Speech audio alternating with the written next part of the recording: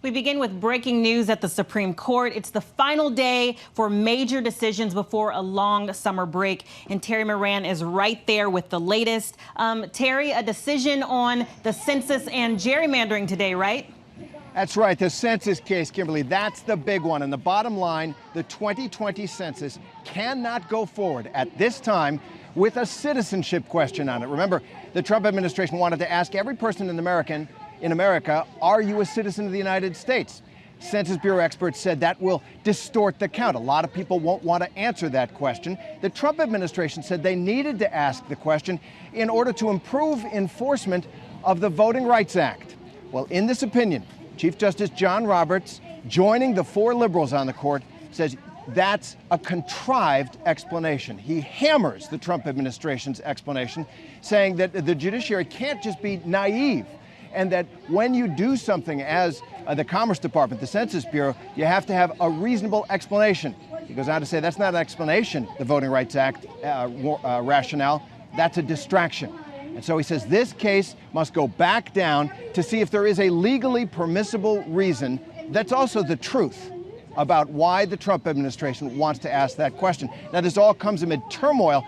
There have been records that have been unearthed showing a major Republican donor tried to get this citizenship question onto the census, talked to Wilbur Ross about it in order to increase Republican political power and decrease the power of minorities. If that gets surfaced in the district court, the census is up for grabs because they've got to start printing those census forms next week. So Chief Justice John Roberts essentially saying, don't try to BS this court, if you will. Don't lie to this court. Don't use this court for your political purposes. If you want to do something, tell it to me straight, and I'll decide on that basis. He did not join the liberals, who wanted to say a citizenship question is never constitutional. He said, just don't lie to me about it. Yeah, that one was no doubt causing controversy. So what do we know on the gerrymandering case? Well, that was also Chief Justice Roberts' opinion. And once again, he didn't want the court used by by the political parties. That was a case out of both North Carolina and Maryland in which state legislatures, one Republican, the other Democrat, had gerrymandered those district lines in ridiculous ways. Roberts admits in that opinion, these are ridiculously partisan line drawing exercises. But he says there's no way that this court can get involved in that political fight by law. He says it's the job of the court to say what the law is. And sometimes that means the court says there's no law. This is a political fight. You guys figure it out by appointing independent commissions. Maybe Congress can step in, but there's no way the court can fix the problem of political gerrymandering. He essentially keeps the court out of that political fight as well. So you see a theme. It's a kind of declaration of judicial independence in a time of furious political division.